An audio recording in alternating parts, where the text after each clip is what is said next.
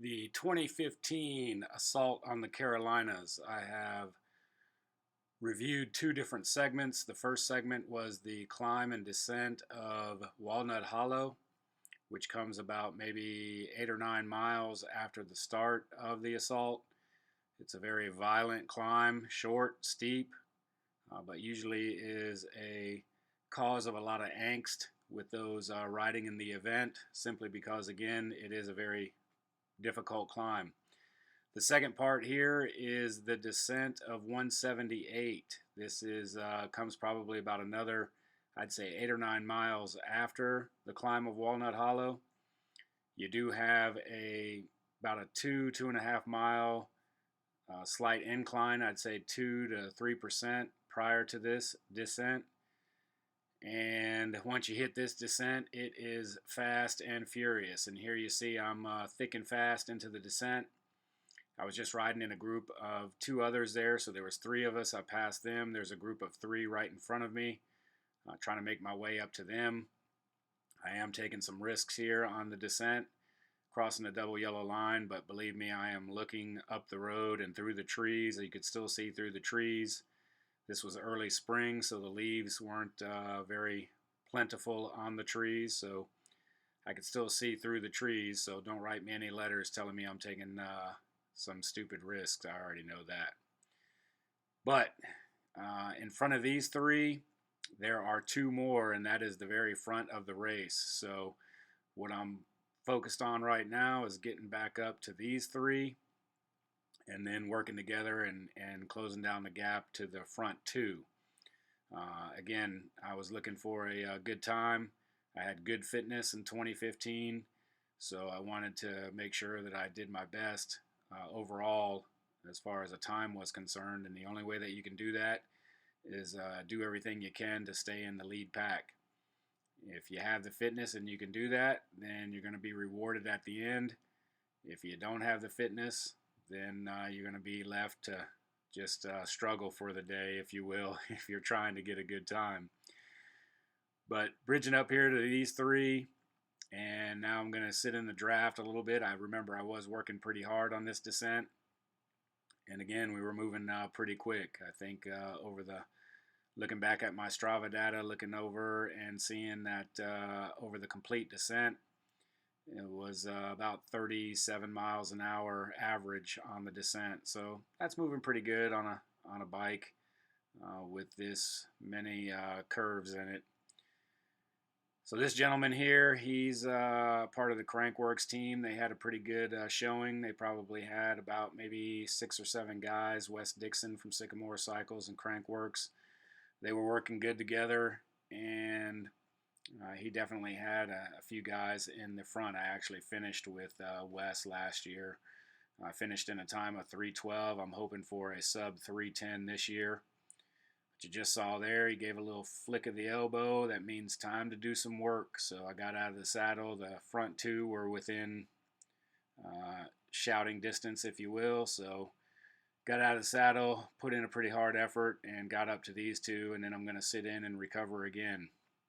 At this point in the event, you're probably about, I'd say, 8 or 9 miles from the base of Caesar's Head. Maybe a little bit longer, maybe a little bit shorter. I just like saying 8 or 9 miles, so I keep saying it.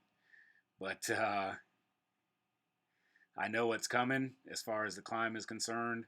I've done it many times training and just riding in the area. I live here in the area, so it's an advantage to me to know these roads and know where the pitches are coming and what's before them, so I can kind of gauge my efforts, if you will. So I wasn't too interested in doing too many pulls. Like I said, I worked pretty hard on the downhill. At this point, I'm taking in some fluids, probably thinking about getting in some calories in the form of a bar. So I'm just looking and kind of scoping out what's going on here with the group. So another gap formed. I took it upon myself to close that gap down as well. So, in the event, if you look at the ascent of Walnut Hollow, I was doing everything that I could to stay in the front. So I didn't want to drift back any more than, 10, 15 riders. so you can see the moves. And if you can see the moves, then it's much easier to shut them down or fill in the gaps, if you will. I mean, you're not necessarily shutting them down, but you are, making sure that you can get on wheels when the pace starts to quicken. So you need to be able to cover moves, stay on wheels, take your turn on pulls.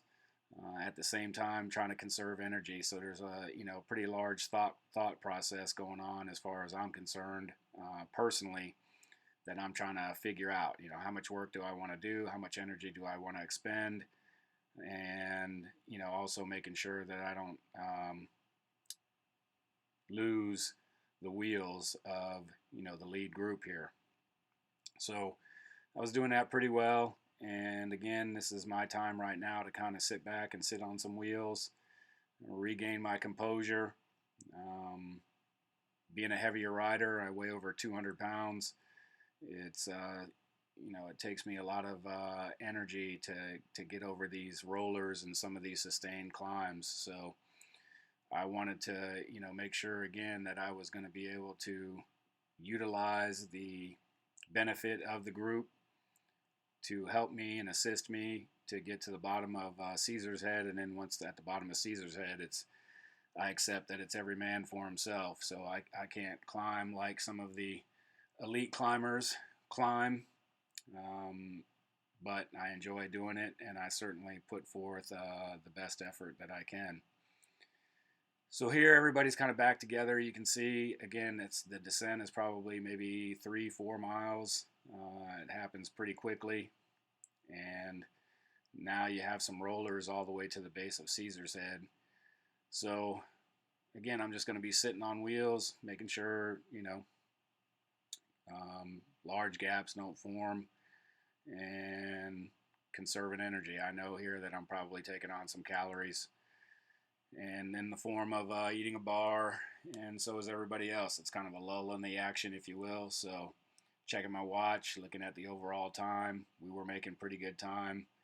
If you go back and look at the review of the climb of Walnut Hollow, I was the last individual over that climb with the lead group, and some more got back on because it kind of has a tendency to calm down after you get over the top of Walnut Hollow. You make over the top, and then you make a descent, and then you make a right-hand turn along the river, and it usually quiets down there before you get to the 2 to 3% incline for 2 miles on 178 before the descent that started this video.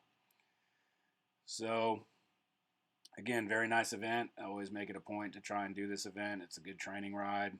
Of course, individuals who are trying for their best time, it's not a race, but if you're trying for your best time, there's certainly enough alpha males out there and competitive individuals that treat it like a race. So hats off to the support individuals that were there, the police officers, also all the volunteers that helped put this event together. It's a top-notch event. You have your first SAG over here to the left-hand side you're going to be seeing with the tents. And, a big thank you to all those individuals to help make this event happen. The weather can be hit or miss. 2015 was beautiful, other than a headwind coming back into Brevard, which seems to be notorious for this event. You always kind of have that after you crest the top of Caesar's Head. There seems to be always a headwind for the last 15 miles back into Brevard. So if anywhere you need to be in a group, it would be at the top of Caesar's Head, but that typically doesn't happen because the group has split, fractured, and you just kind of either pick up stragglers or work like heck to make sure that you stay at least with 1 or 2 people that can work together. So be sure to check out peddlersparadise.com and the review of Walnut Hollow. And then also I'll be adding more video and reviews and reviews of cycling in the area at peddlersparadise.com, also on Facebook, Peddlers Paradise. And look forward to seeing you at the 2016 event. Thank you.